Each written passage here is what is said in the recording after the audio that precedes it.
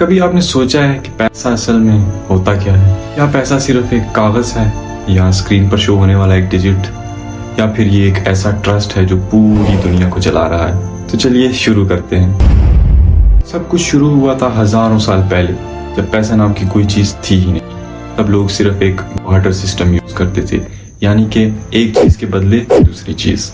एक किसान अनाज देता था, बदले में उसे कपड़ा मिल जाता था। लेकिन इसमें एक प्रॉब्लम थी, एक टाइम पे दो लोगों की नीड मैच करना जरूरी थी, और अगर वो बंदा नहीं मिलता तो डील कैंसिल। और इसी को इकोनॉमिस्ट कहते हैं डबल कोइंसिडेंस ऑफ वांट्स। तभी इंसानों ने सोचा इस सिस्टम को कुछ बेटर बनाना चाहिए, और यहाँ से एक नई चीज वजूद में आई, कमोडिटी मनी। लोगों ने सोचा कुछ चीजें नेचुरली वैल्यूएबल होती हैं, जैसे कि गंदम, चांदी, सोना वगैरह, इसलिए उन्हें यूनिवर्सल मीडियम ऑफ एक्सचेंज के तौर पर यूज किया जाने लगा। लेकिन कमोडिटी मनी के साथ भी एक मसला था कि हर चीज पोर्टेबल नहीं होती थी और स्टोर करना काफी मुश्किल था। फिर आया एक रेवोल्यूशनरी स्टेप, मेटल कॉइन्स। सबसे पहले 600 BC में लीडिया लोगों ने गोल्ड और सिल्वर के मिक्स से कॉइन्स बनाए।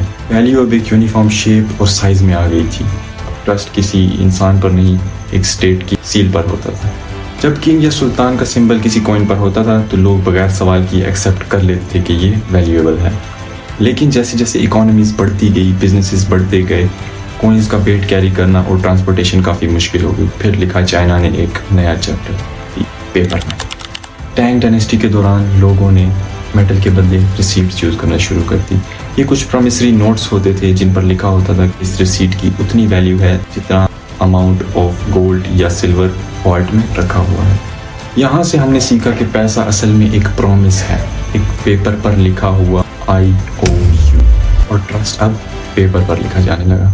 जब ये सिस्टम यूरोप तक पहुंचा, बैंक्स ने गोल्ड के अगेंस्ट पेपर रिसीट्स इशू करना शुरू कर दिया। देन पीपल रियलाइज कि वैल्यू उस पेपर में नहीं, वैल्यू उस ट्रस्ट में होती है जो उसके पीछे रखा।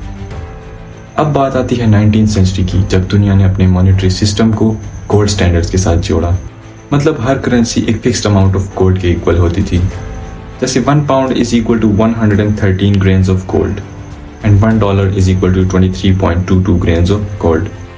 सिंपल रूल, जितना गोल्ड उतना पैसा।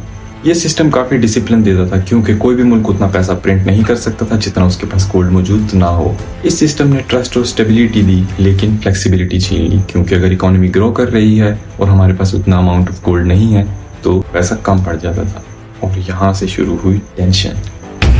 अब चलते हैं 20th सेंचुरी के बीच में, वर्ल्ड वॉर के बाद का दौर। अमेरिका ने अपनी करेंसी को गोल्ड से लिंक करके रखा हुआ था और बाकी दुनिया को डॉलर से। लेकिन 1960s और 70s तक यूएस ने इतना डॉलर प्रिंट करना शुरू कर दिया कि दूसरे मुल्कों को सोच में डाल दिया कि क्या वाकई यूएस के पास इतने अमाउंट ऑफ गोल्ड है या नहीं। फिर आया 15 अगस्त 1971। प्रेसिडेंट रिचर्ड निक्सन ने एक हिस्टोरिक अनाउंसमेंट किया, डॉलर अब गोल्ड के साथ लिंक्ड नहीं रहेगा। और इसी एक लाइन ने पूरी दुनिया का फाइनेंशियल मैप बदल कर रख दिया। अब से पैसा बगैर कोई टेंजिबल बैकिंग के चलने लगा, सिर्फ गवर्नमेंट के वर्ड पर। और यही है जो हम आज कहते हैं फियाट करेंसी। फियाट का मतलब होता है बाय डिक्री, यानी पैसा इसलिए वैल्यूएबल है क्योंकि गवर्नमेंट कहती है कि वो वैल्यूएबल है। अब पैसा सिर्फ एक लीगल टेंडर है और उसकी वैल्यू डिमांड, सप्लाई, इन्फ्लेशन और ट्रस्ट पर डिपेंड करती है। अगर लोग अपनी करेंसी पर ट्रस्ट रखते हैं तो वो सिस्टम स्टेबल है, लेकिन जैसे ही वो ट्रस्ट टूटता है सब कुछ गिर जाता है। आज हम पैसे को बगैर छुए भी इस्तेमाल कर सकते हैं। लेकिन यहाँ एक और इंटरेस्टिंग बात है, डिजिटल मनी ने पैसा और भी एब्स्ट्रैक्ट बना दिया है। अब हम सिर्फ नंबर्स ऑन स्क्रीन पर बिलीव करते हैं, लेकिन वो नंबर भी एक पुराना प्रॉमिस है, एक ट्रस्ट सिस्टम के अंदर। सोच के देखो, इंसान ने हिस्ट्री के अपने हर दौर में एक चीज को ढूंढा है, और वो है ट्रस्ट। वो ट्रस्ट पहले किसी ट्रेड पार्टनर पर था, फिर मेटल के कॉइन्स पर, फिर गोल्ड के वॉल्ट पर, और आज वही गवर्नमेंट के प्रॉमिस पर। लेकिन अगर ये ट्रस्ट टूट गया तो लोगों ने कहना शुरू कर दिया कि ये सिस्टम अनफेयर है। तब क्या होगा? और यही है हमारे नेक्स्ट चैप्टर का मेन पॉइंट, क्योंकि 2008 में एग्जैक्टली यही हुआ था। बैंकिंग सिस्टम जो ट्रस्ट पर बना था खुद अपना ट्रस्ट खो बैठा। अगली वीडियो में हम देखेंगे कि 2008 का फाइनेंशियल कोलैप्स कैसे वो मोमेंट था जिसमें सब कुछ बदल गया, और इस तरह इस कोलैप्स से एक नई चीज वजूद में आई। और वो चीज क्या थी, आप लोग कमेंट्स में गैस करना। ये थी कहानी पैसे की असल सूरत की, और अब वक्त है उस सिस्टम के टूटने की कहानी सुनने का।